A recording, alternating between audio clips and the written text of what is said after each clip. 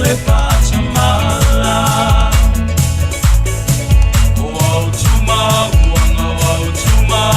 Iloa iole Samoa lava Tausilelei ae awale pa'atamala.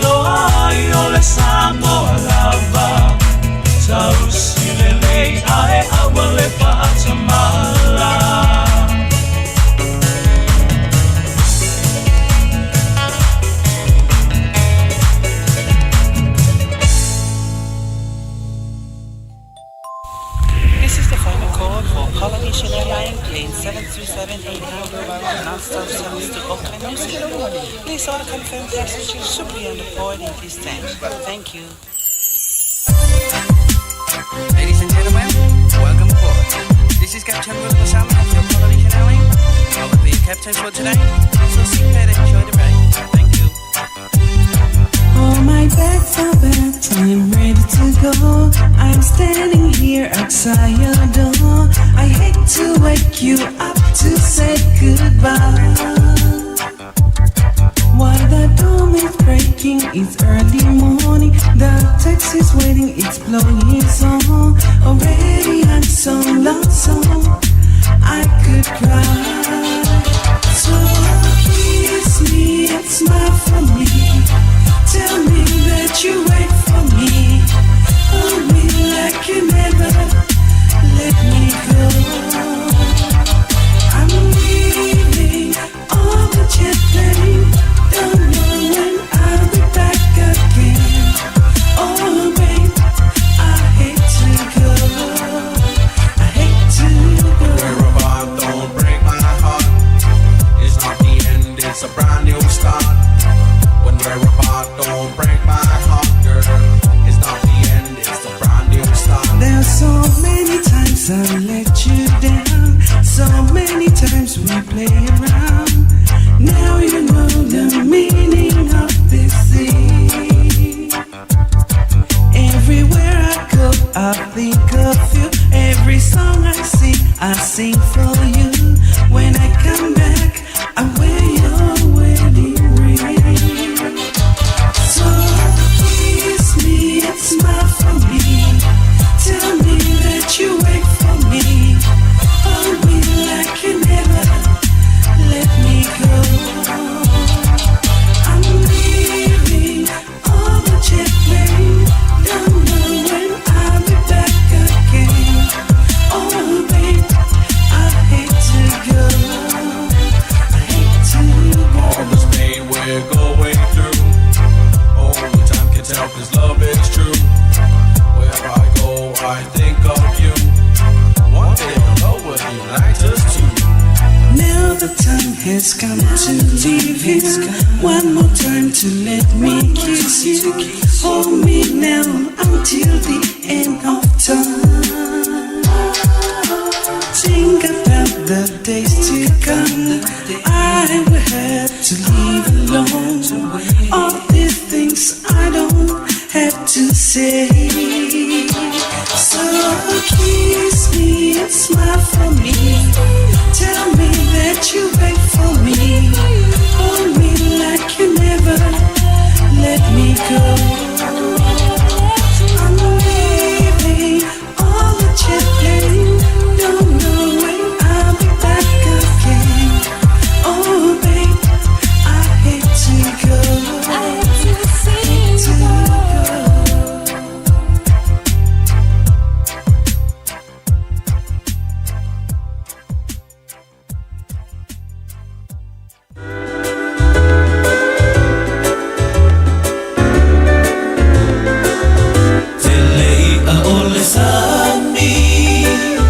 Tele fo'ila au ole vao, tele manu felele le langi, tele teine afakasi. Ai sili ai oela upele, le la le o Samoa. Mate mai au lau tupua, pete loa le ngoa. Let me hear you whisper, let me hear you sigh. Let me put my arms around you, let me hold you tight. To my lonely mind, Tautua might be a boy, Tau ina eloa, oloa lofa lena.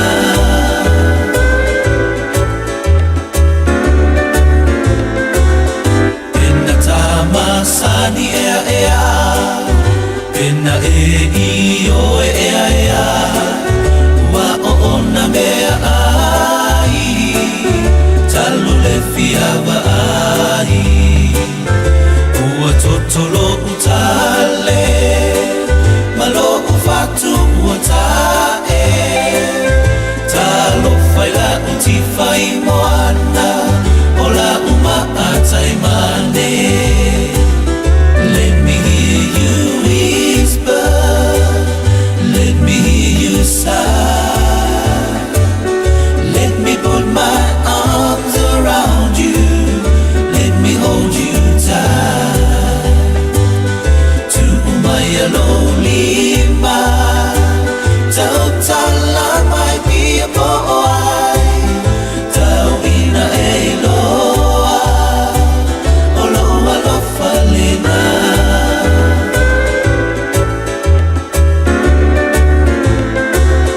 There's plenty of fish in the sea, there's plenty of trees in the woods, there's also plenty of birds flying in the sky. There's also pretty girls, but there's only one I love, and that's the one I love and adore. She's a girl of Samoa. Let me hear you whisper, let me hear you sigh. Let me put my arms around you, let me hold you tight. To my lonely mind, Tautua might be a boy, Tau ina eloa, oloa lofa lena. Tau ina eloa, oloa lofa lena.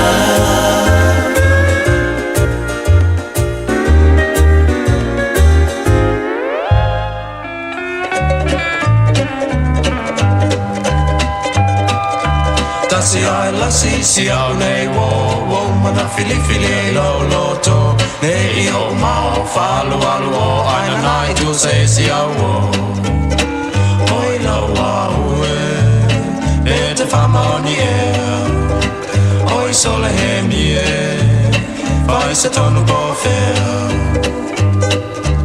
Talita Sofia Lele Ai lilo atu oni ma se oila waue So se mea pule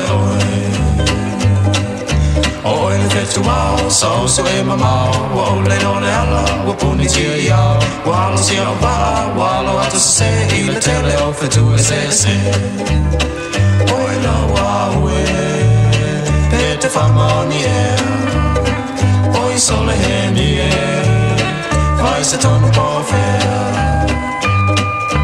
Talita Sofia Lele Ai lilo atu ani ma se oila waue So se mea pule oe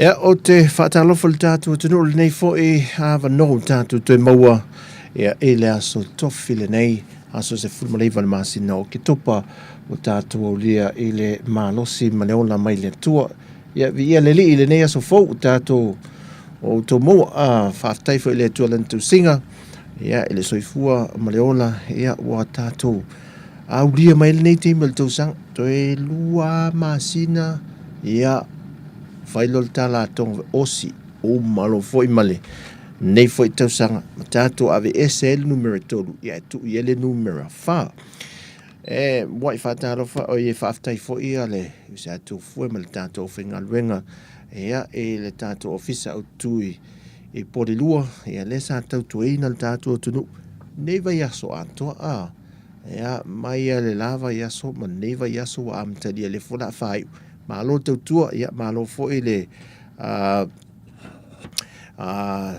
lango le tātou tunu i por kalame ia me se fo il tele so te ita se fai fo i fa malosi ia elenga te fa mal se au fa le nganga ia fa pena fo il Tautua tātou le te tulanga i el pui nga mal sango le mo tātou tunu i na ia tunu i fa pena fo i nei o le so ma ti mo na nafi ioe timu ngala so na nafi matua whaafitai tātua tunu le palasio timu male omi na timu ngala so na ia vi ia le tua maua se neila e nan peina na wha whailele awau whailele pa au di mele aso ma wha amaru male foi ia le tūlanga le fo tuwe vela le lala tau ia wha awau la tiu te masani o le nei foi aso ia e whaafitai fo le tātua tunu o lango ia le tātou tautua si fonga le lau mua leo toe seu mai i Samoa e lan tautua masani nei le tātou ofisa e lalo vai e pia o le so le la mai mua e le porkalame le o le whaatau ai na le vai aso ne le lau langi o tau mafa ia le foi la e una e tātou mantola ma nei e porkalame le tātou mtanga luenga o ofisa o whaatoanga te la na porkalame le una ia leo whaiwhaiva o leo whailafumanu o le au fai whaatoanga au whai atina e la fumoa mea pena ma nia ia lela sa whai ifunga lei mai mua mai le tapenanga le sauninga fwoi lele e la nei kiripila aiti fwoi lele e tom whai tu whaatasi e mai mua i fōlingol ma nei o tātou o le meleni ia mal tu whaina la mo meo o mea whai ngā luenga e whaau ngai e la tau ia e fai mea alofa tua i le latu Tautua ma le una e na walwang le angangana o poka la mea malo le una e toi tātu tangata e na ia ngā lulu e fo i le au e le whaalango lang tele e tātu tau ma whai sau mai whafu ia o lupo whai a tātu mo e ne le fo i tātu whale moa e le stasio company a Frankie's i o i mulwhanua ia le una e tumalafu moa ia lau whai whaatuanga ia mana ia lampe a whai a tātou moa whai tātou pusa moa me whapena ia wale ngau se nim tātou a ita iai ia tātou ita whaatau mai la ta moa ola fwoi le vai ane le whaafonga mai la tunu ia whai le tau mawha fwoi le le nai lo le whaatau mai le moa fwoi tate le lope na whasila moa ola po le mena moa aso a tope fitu i tū la talu na pere ia le na mate ia le mea ola a le whato a sauta tonu le aisa me whapena ia e tātou te le a o le whai al tātou la fu moa fwoi le ia mana ia le na e tate mauti no ale mo ala si mai la mai mo fele ia fa so ngo poka le fata o mane ia le fata o mane ia tato poka la mele sa fa ta se tu ye se ta se o pa angal tato le tio e lana Tautua ta vita no ia mo mori mai foi nai le poka la mea to le usme ia lo mai mo mal sila ta lofa lava pei tai o pai o nei tai o le au nei o iai te o kua wā o pai a mai le vau se o o le wha vau wa ta o toi whata au se i a mai le moana le pai a wā tamba ma ainga ma la tau tamba tu moa ma pule i tuau ma la taua ainga le tai ma le vā o fonti ainga nu atu ia leo fue loa ma leo fue mansina a wā le la tau lea ta whai oi.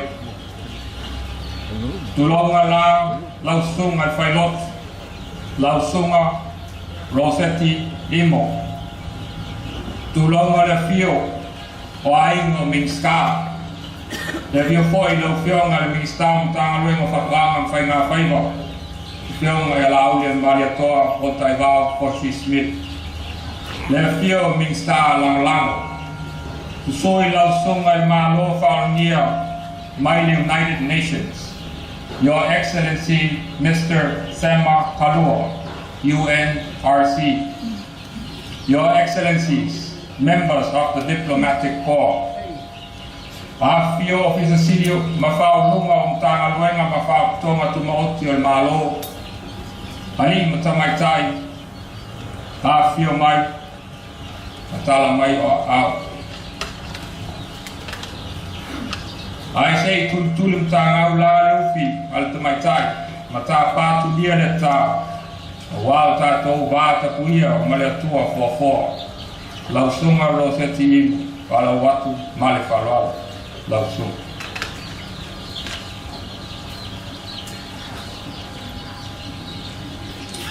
te fa ta lo fa velo yatu so fa man malo Yesu Kristo lo tatu li lo tatu fa ola ki tai o le a tātou tāpua i le tua. Whawhetai i le atua, le na tātou tupu ai, e na ua na alofa fua, ia te tātou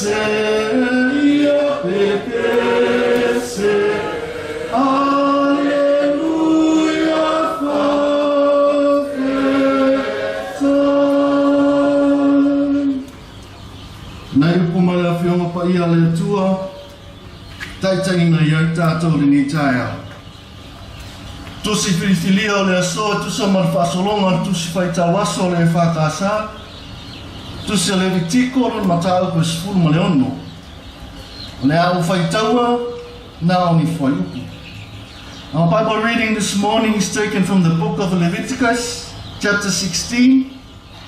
I will read verses 7 to 10 and verses 20 to 22 from the Samoan translation.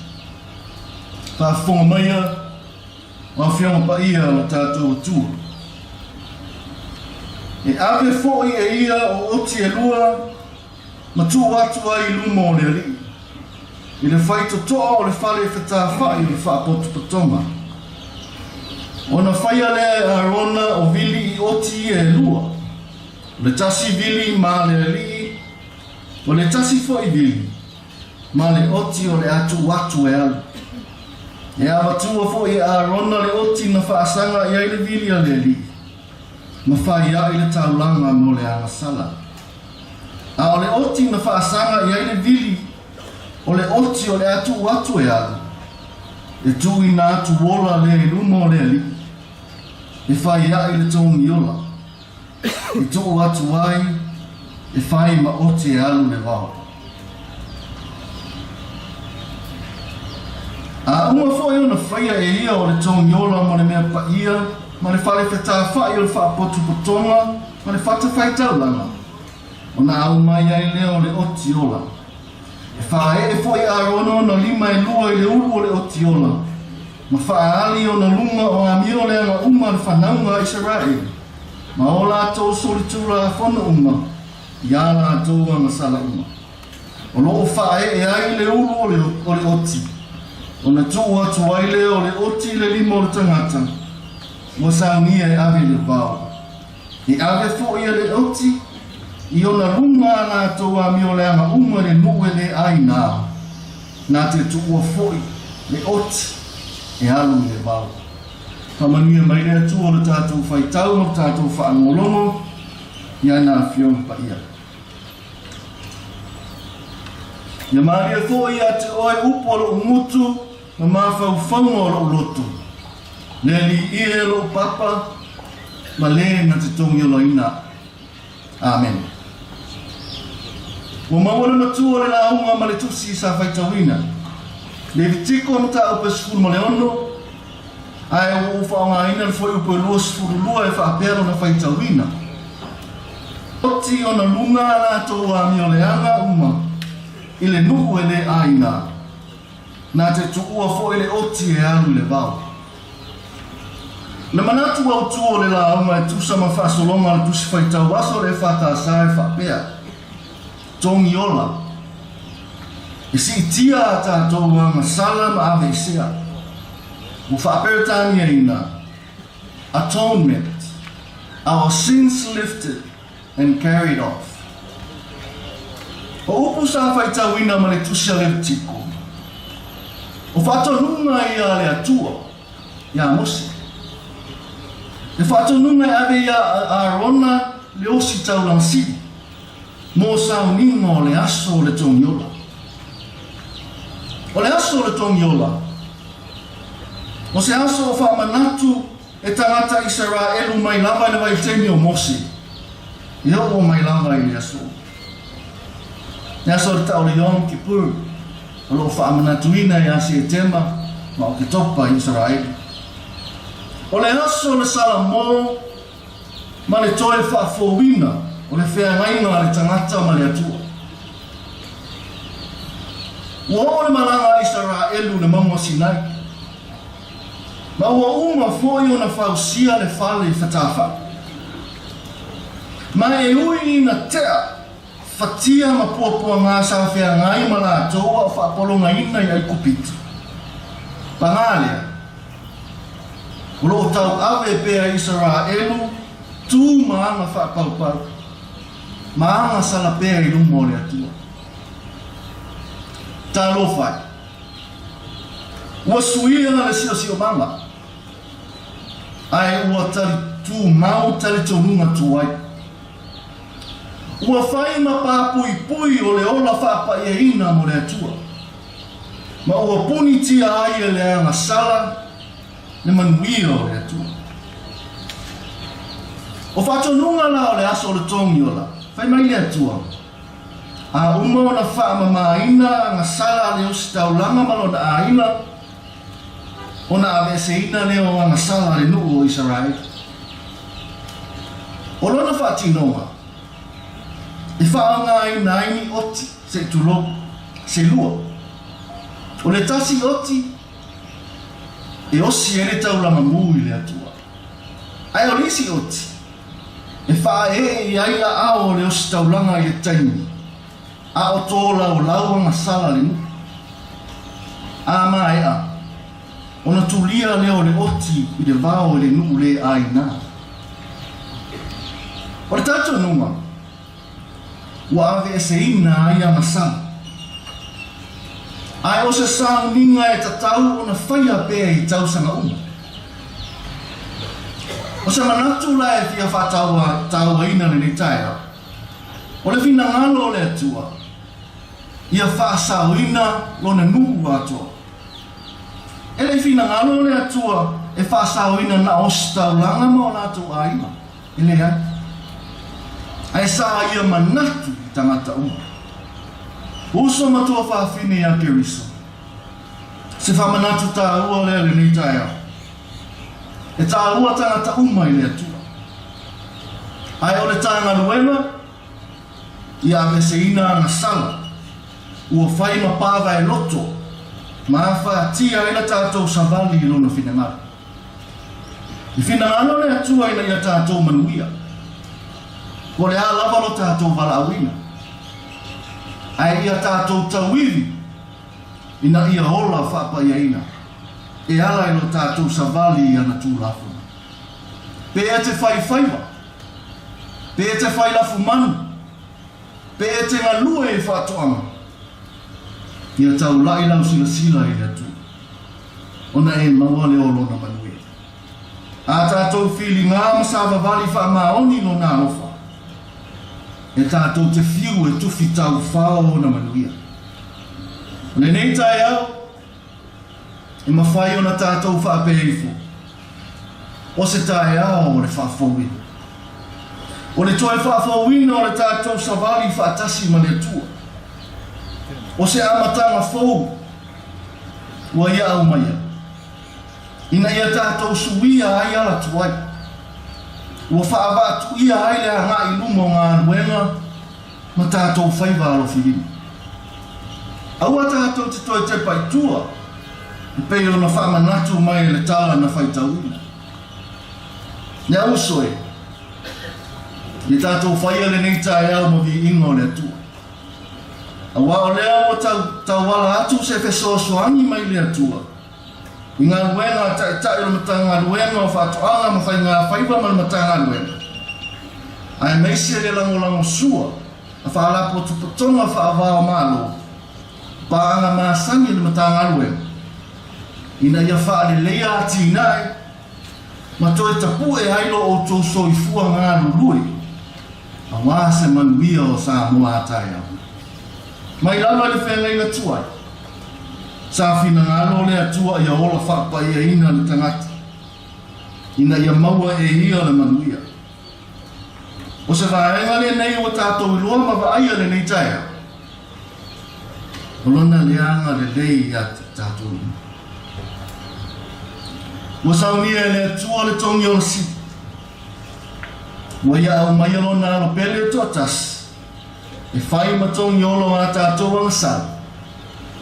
O lona maliu ma lona toi tūmanu mālo mani tunga ma. Mua tātou sauwhanga e lona mālo e whakawau. E a tātou tūmau pēia te ia e whatuatua. Ia tūmau atu i le atua le vi inga ma whamanu ma whanetana. Nei se i o le whakawau la. Amen. La tātou whakawau te tātou. Ia tuanga le hielo mātou ta mai whakawau. O le atua na whaia le langi ma le lalo langi. O le atua na whaia le tangata. O le mātai sau o le fuafua. O le atua na whaia le lalo langi lungo whaawai le ngā e o le whaawai. O lau o fio lava o le atua e lofa muti wa. O mātou fia le nei tae au mātou te mori le whaafatai ma le vi inga i lau fia. O na o mātou toi wheiloai. Le nei tū lai le manuia mai lau fi. Mātou whaafetai ai lo wanga le lei. Wa e uina whesoa ina I mātou I le wasa I nei tae au. E uina whesuisu iai. E tau. E le atua. O lo tu maulu wanga le lei o tangata. We e tai mai le soifua I lātou nei malo mātou hua. E mātou te vangavangai a le atua ma mātou mawhau. Le tele o loa lofa whaasoa I le nei atu. Mātou te vi ia I pēr la ofia. Whawhetai lo wanga le lei le atu. Lo mātou atu nu. Le mālo ma whainga mālo. Tai o le mālo. Tai o e kālesia. O nuu māla le whanga. Lato umo tamama tina wa fia mai nei o lava I whana. Whawhetai ma vi ia la ofia. Whawhetai mo upu. Mātou whaalongolongo iau tuspai. Bea pēr ma whaatonton fō lau la mātou sāwalinga o whaiani. I ia la o fio e le au. Whaafetai lo wanga pa ia tau tō lua I mātou. I so se mea mātou te ia. A mātou whetai ia I pēr ma whaafita uli le aso ma le aso. Lo whaamawhanawhana mai pēr lo wanganga ia te mātou I so se te. I ia la o fio. Ai le ngano ia I mātou le tōngi ola. Na e sau nia I lungo le sātau. Na ia mātou sau whanga ai lo mālo e whakapa. Tu mau pēra I lau fio le vinga. Nei se iau le whakapavau. Le li elo mātou atu. O I mātou lavo ni tangata ana sa. Mata lavo le masi asi le mātou ni tapua inga. Ona mātou te tuu lafu wa I lau fio pe atofu ina I mātou. Mātou te tata mangalonga mo le awhia neima I mātou uma. A vea le toto loa lo pele Yesu Keriso, ia mamama mangalo ai mātou uma nei. Tai lau fio ia I mātou na ia mātou whaia pēr lo fina ngā. Ia so uma mātou te ola. Lau fio. Mātou lavo tangata e mana mia o whamania. Nilingi mai au whamanianga I le awhia nei. Le awhia ia I mātou, tai o le mālo, tai o le atunu. Le ngata I leo mālo, mai whaavao mālo. Ia mātou maua le li ia au whaamanianga I aso uma. Le nei whaamoe moe mātou te tuu atu I oa. Ia mātou whaia le li ia ia tau nuu, si tau nuu ia whaasitili nā I uvi. Anga le leila o fio le nei aso ia I mātou uma. O a mātou whi au manga ruenga o le a whi ngai mai mātou tai la uwhi. Mua au muli au la uwhi o te niuma. Me ia mātou tau nuku ai. Tau nuku ngarele. We ask for your blessings, Heavenly Father. We ask for your guidance, your mercy and your love above all of us. Those who have provided support for our communities, provided support for our agriculture sector. We ask for your blessings in the international community and everyone who is here today. We return the praises to you, Lord, everything in your favor. Mātou te tatalo ia lo mātou atua. Ma tatalo le leo ai o mātou loto, e whaia iai lau whaasoa. Ai leo mātou lava tangata, no mātou mana. E alatu ia Yesu Keriso lo mātou li lo mātou whao. Amen.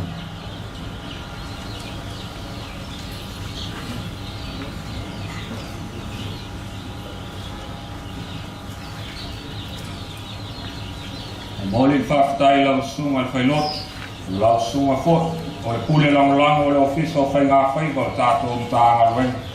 Mo oku whala e au, tō matau nai le nei tai au, tau ia se whatu le lei, e whau le lei, e tupu fua, mai ai ni fua le lei. Whamanuia le atua lau sunga, maua pēr le mautene, wā le upolfono le atua, alo whaftai. O le aunga mo le whamoemoe o nei aso.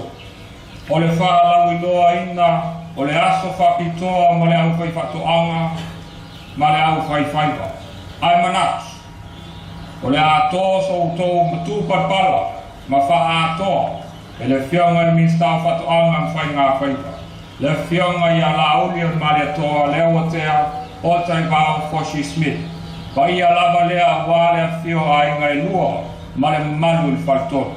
Lau fionga i le Living Star fio mai.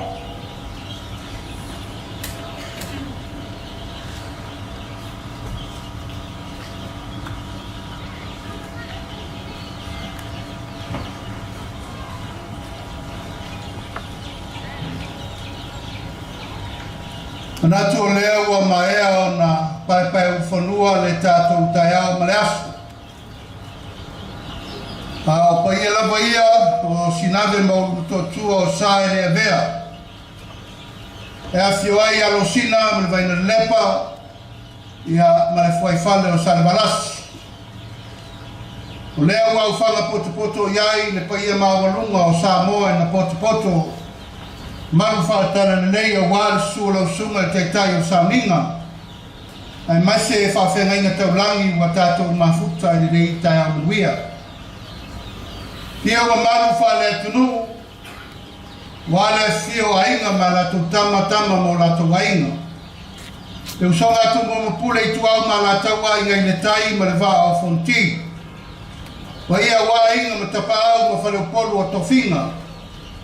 Mai le mata saua e oso ai le la se ia pa ia fili ma pule tu.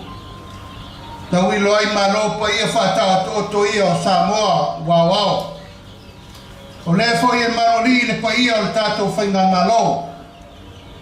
Wale fi mai o to fionga i minister ka peneta. Ia tainane a fionga i li whaipule ma sui ma malu al parlamenti. Sui al whaam sinonga ia tainane ne pai o whaurulunga o tanga venga SS.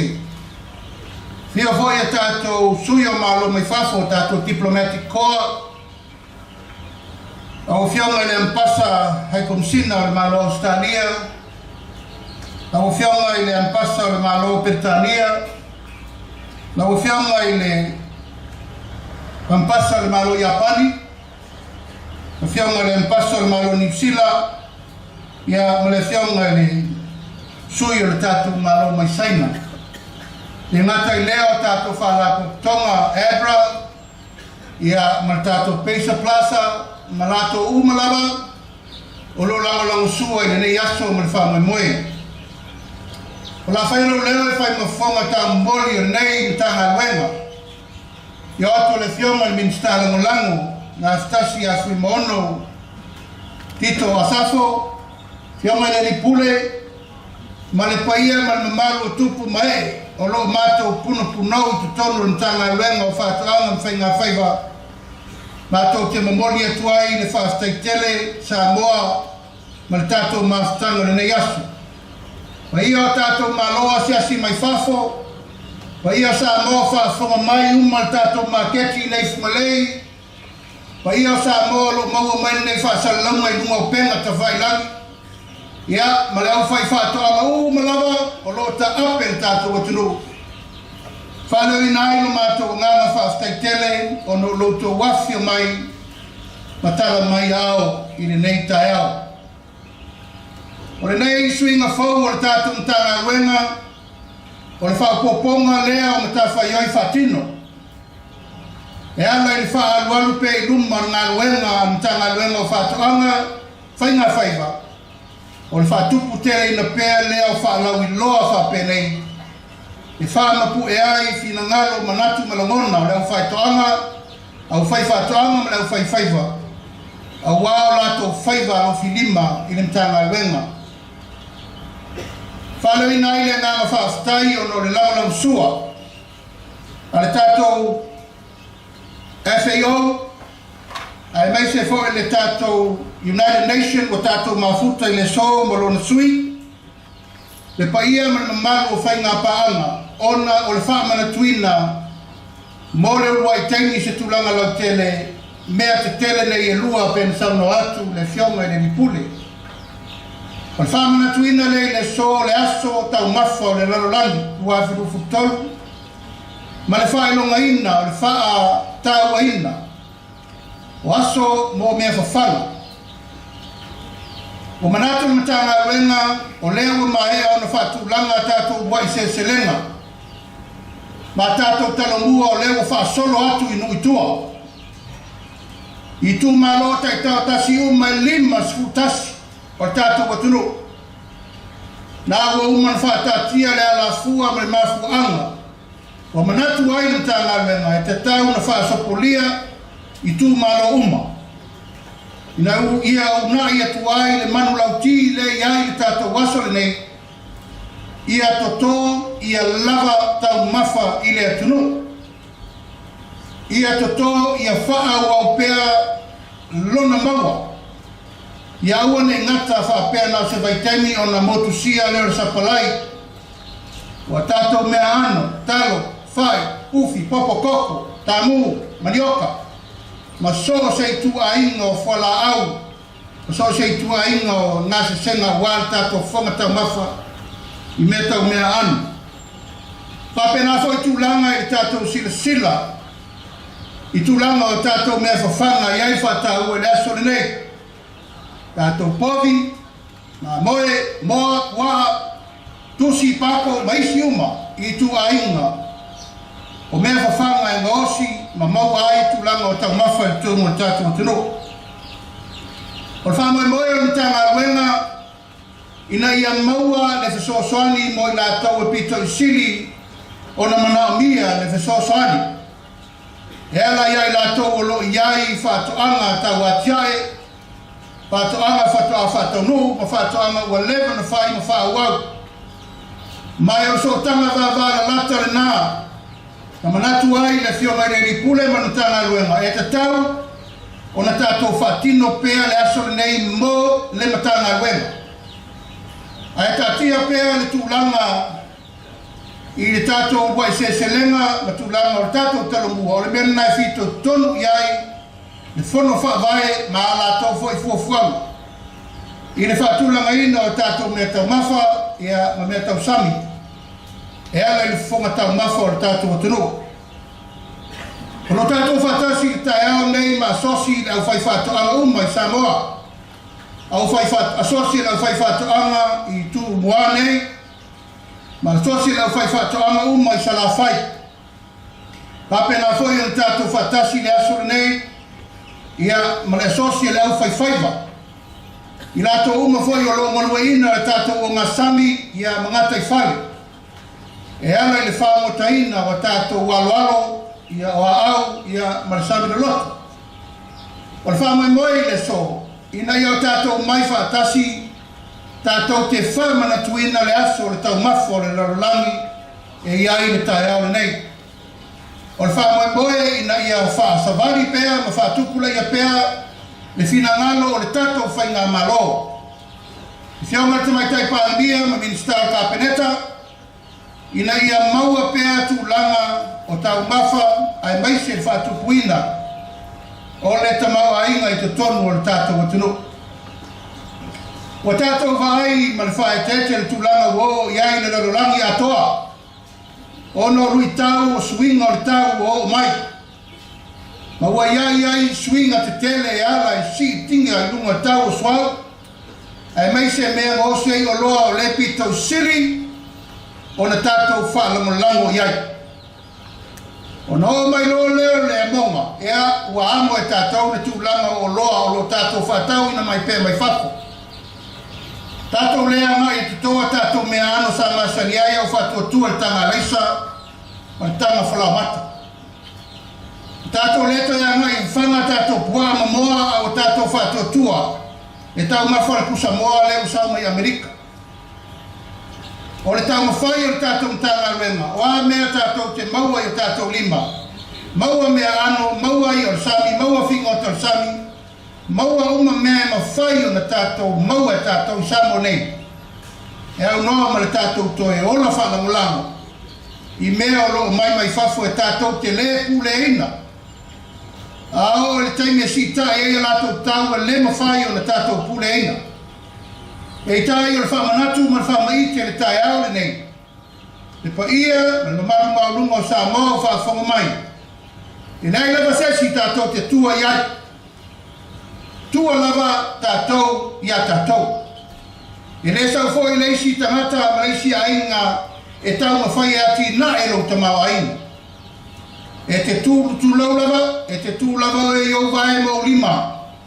Tua iai oe ma lau tōlua ma lau whanau na o mea whanga ma mea mo whapena. O leo whatino le tiuti a le tātou whainga malo. Ia ma le tamaitai pālamia, ma le kāpeneta, ma le whainga malo whiwhiria. O leo wa whasolo atu le ati na ina o Samoa atoa. Nā wa taunu atu le miliona ta la ia ao fonu whawai uma. O ina, o lo tufa ina atu ai fisosoani ese i me whainga wenga. Ma mea uma e ati na e ile atu nu. O le tatala, lango ma ia fusi ma losi ma tango whai e wha ma popo. Ina ia tini lau o wha mo o le tatu atu ina e na. Ai leo manofo ai le mtanga wenga o whatoanga mwhainga whaiva. Leo o tau sila i le so. Wa maau ma mirisia ia whalapo patonga o tau mawha le rolangi le FAO. Pape foi le malo o whatasi le United Nation e tū mai pēr le lato tau au maros. Ina ia unai pēr i lato o lo iai lo lato taritonunga. E tātou te tua lava i whatoanga ma whainga whaiva waranga lua ina o le tātou o tunu.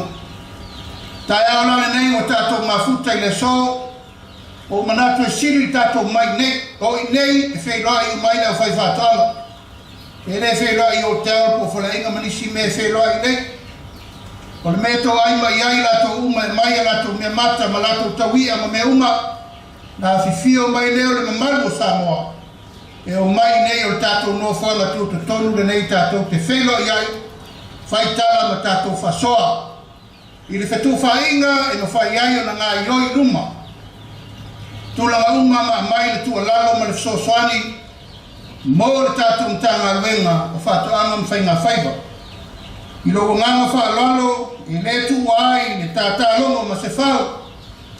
Mō mātou tātā turi pēr i le paia ma le mamaru o Samoa e le tawawa ia, e lau pua tama whainga.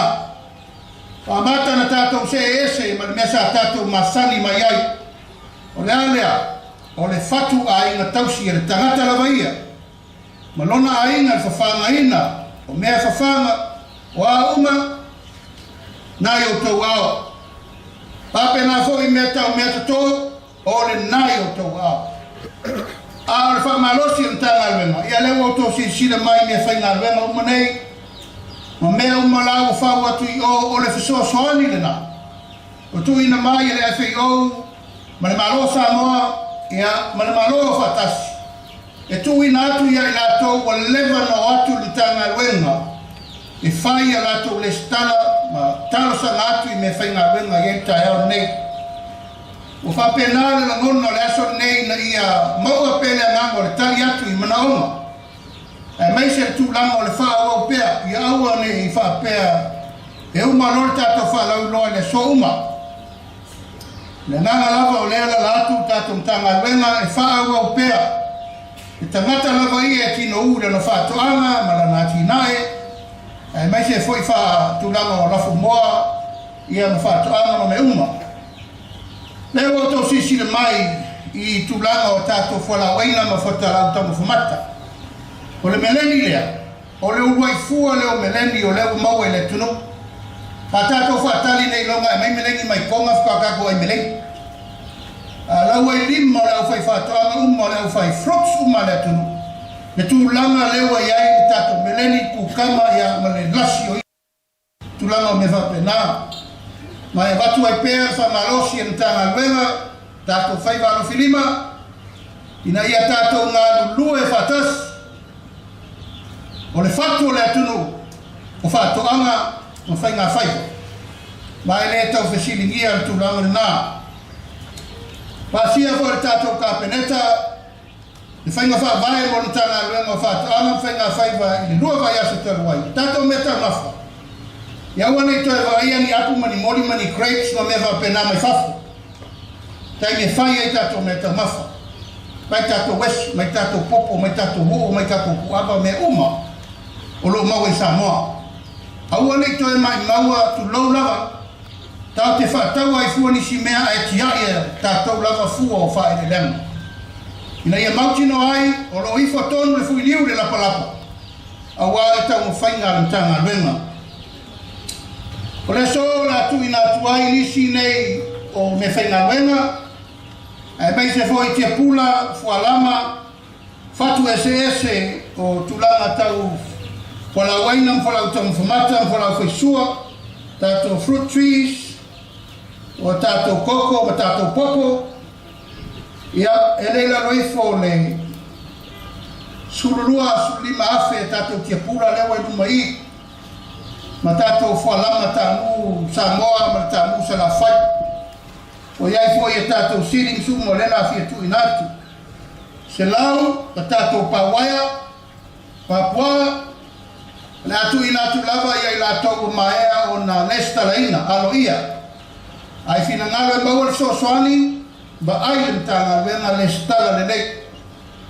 E le mana mia le tangata e tulau lava e sau taiane mana o se mea ai ona o tulanga o whao Sofia. Sau e lesta la lelei ma vaturu tu alalo ma le mea na i sapalaim wha awau.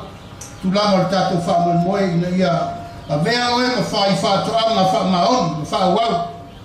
Mo le tatou mtanga luenga. Tulanga tau whainga whaiva leo o tau sila mai ato ia e taua o le crabback. Ato nei whapitoa mo le au whai alia uma i Samoa. Ama ea le tatou fontanga nei, o lo ta pena mai le fontanga whapitoa tufutufa o matuai ato nei mo le au whai alia uma i Samoa. Iai uma me whainga luenga SS, a ele lora sami o lo iai masini o e konekti le lami. Toi tai mai oi lele. O la moli.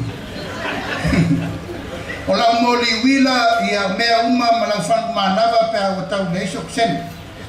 O nei to ton mo ato lea, o lea atu inatu le tato o faiva ia mo le tato o fa ngota.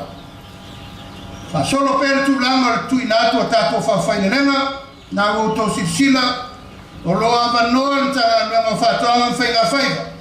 Ai manao ni au faisua, ai ai, nao ni au tilapia, ai ai, ni au limu fuafua, ai ai. Nestala ma ia fai tu nga uma, ina ia batu mea, e wha ngāri nei ai leo le batu rotia. Ia, o le nganga le nāmale, wha moe moe au tū, o le nei aso o manatu, e pa iai o le tātou watunu, wa au whanga poto mai le nei aso. O le nganga wha aftai, ma le nganga wha malo. O lesi whana ia nei tu atu i, o le auto sila ai lato uma lo whaia ngā luenga o ngō singa o loa mai fua o whae le leama. Tasi lea tātou la sanga o le tātou te angari ai e tau ma whai i wha marusia. Tātou tanga luenga susuenga whasai nisi, e le la reifo le lua se furu i tu a inga experiment mo mana whai o loa e osi mai o loa tau whatuanga. Mai o le vai aso fau, e a vese ele malanga wha pitoa le sros, ma tok te malanga wha tasi e se tasi o wha linga o loa tele e whai malo saina. Wha lau loa ia tato o loa nei masua ni maketi, ina ia tau whai e maua le ta maua inga atoa, mo tato o whai whatuanga lau whai whaiva. Ia, manu te reina rene aso le wha whaunga male, tapo i mai al tato o valauria, ia mai se sa mo poto.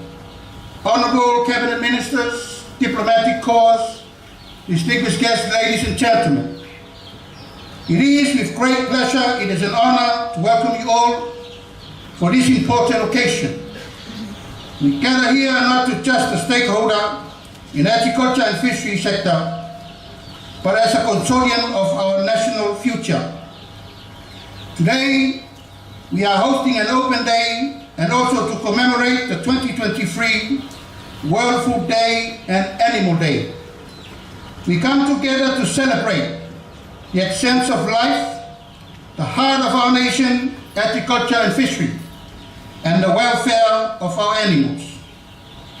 In an island country with a deep connections to the land and sea, we understand the significance of our food not only for the source of nourishment, but for the cornerstones of our culture and our identity. The theme of the World Food Day 2023 resonates powerfully with our shared vision here in Samoa. a vision of sustainability, equality, and resilience. Life is water, water is life, and water is food, for food security. In our last station, water is not merged with a resource, it's a lifeline. It sustains our crops, nourished with our livestock, and filled with our tables. We understand that the water is not infinite resource and responsibility to safeguard. It is not non-negotiable as we face with the complex challenge of changing climate. We must remember the well-being of our people in the future is in agriculture and fisheries, and linked to our ability to protect, manage, and preserve resources. In Samoa, traditional farming and fishing practice have been sustained by our people from generations. We are blessed with fertile soil, an abundance of fish, of rich agriculture heritage. However, we do not have immune of our global challenges that affects food security and sustainable agriculture. Climate change, environment, valuation, and shift global markets all present threats to our food system. It is our duty to address these challenges and adapt the changing of world and preserving the wisdom of our ancestors. To farmers and fishers, our unsung heroes who work tirelessly to feed our nation, we promise, acknowledge, and resources to thrive in this phase hardship. We have also gathered here to underscore the importance of animal welfare. Our livestock and animal plays an essential role in our food production system. Commemorate our Animal Day. Let us resource and responsible for compassionate animal husbandry practice. Let us ensure that our animals are treated with love, with their welfare and reflection of humanity. For today's multi-celebration, I am delighted to announce significant highlight of today's event: the presentation and distribution of planting materials, pig fence, crab bag, and for the safety of our fishers. The triangle support aims to empower farmers, enhance their productivity, protect our fishery and strength, resilience of our agriculture and fishery sector. It is testament that our dedication and sustainable agriculture, fishery, and responsibility for animal husbandry. I urge you all to work together and make the difference. Let us remember, ladies and gentlemen, that our action today will determine the world we live in for our children and our grandchildren for the world to come. Let it be Samoa where abundant with water, food, plenty, and animals are cherished, of where no one is left behind. I would like to acknowledge all our stakeholders and our development partners from the private sector, NGO, regional and international partners for your contribution and support our agriculture, fishery, and initiative and all efforts. Special acknowledgements to the extent of the FAO Sub-Region Office for the Pacific for technical and financial assistance, our World Bank, and other partners that has contributed to the success of celebration of this event. May God bless you all. Say for me will be.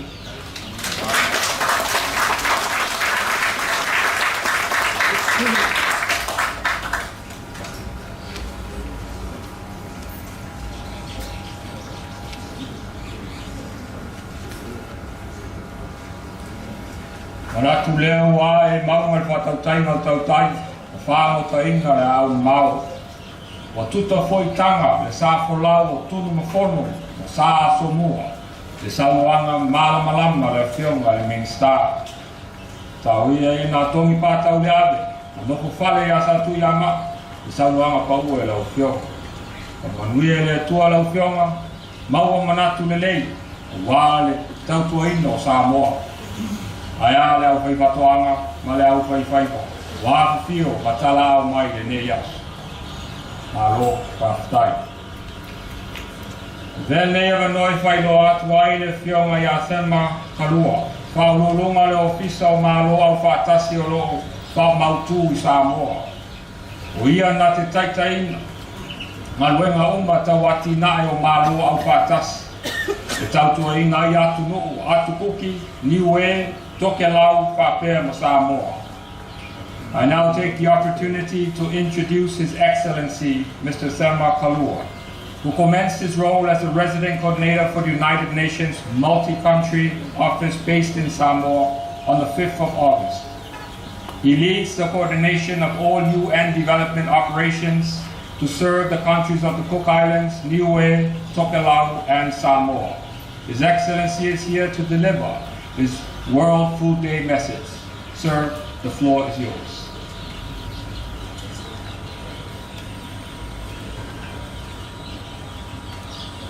Susunga Roseti Imo, Fiona Lauli, and Mani Etoa Olata Ivao Fosi, Minister of Agriculture and Fisheries, esteemed cabinet ministers and associate ministers that are present, the CEO for the Ministry of Agriculture and Fisheries, and all the heads of government ministries and enterprises, Your Excellencies, members of the diplomatic corps, ladies and gentlemen, Talofa Lava. Honorable Minister, I must confess that this is the first time that it has taken me to dedicate quite an amount of time practicing someone's name, and I hope I got it right. But firstly, Honorable Minister, I want to thank you, the CEO, and all your staff in the Ministry of Agriculture and Fisheries for organizing this event to commemorate the 2023 World Food and Animal Day. Let me also acknowledge all the stakeholders and thank all the stakeholders that are present. I have the privilege to represent the UN system and the FAO Sub-Regional Coordinator for the Pacific, Ms. Jiangzhu Yao. Ms. Yao, unfortunately, is away on duty travel, and she sends her apologies and best wishes for your celebrations today. The theme for this year's World Food Day, which is Water is Life, Water is Food, Leave No One Behind, resonates deeply with our context here in Samoa, where water is not only a sacred lifeline, but also a source of cultural and economic significance. Its sustainable management is vital in ensuring food security and well-being of our communities. This year's theme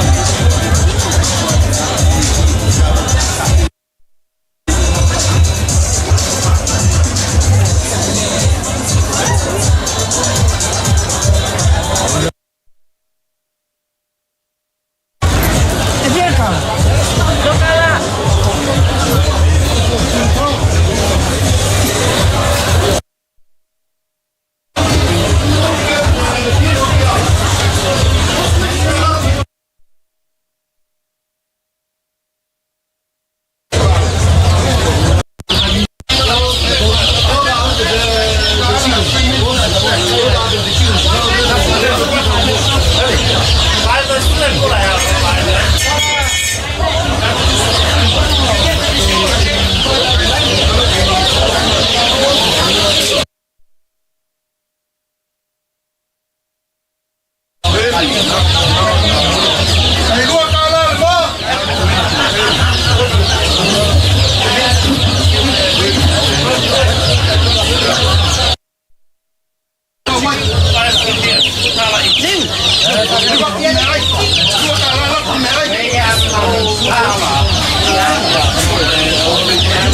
Escala uma e uma e a mais lá ia para o boa.